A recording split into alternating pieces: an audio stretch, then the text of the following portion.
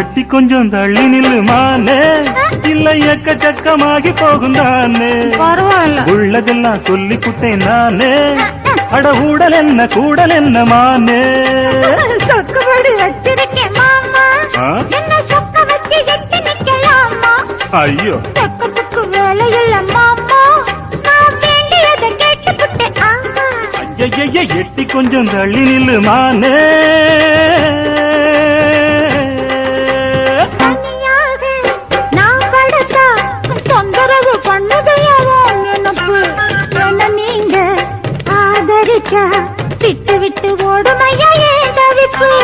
அறியாத சின்ன பொண்ணு, அச்சம் கொஞ்சம் நாணம் கொஞ்சம் வேணும் அம்மா. புரியாத மோகத்துல புத்தி தடுமாறி விடக்கூடும் அம்மா.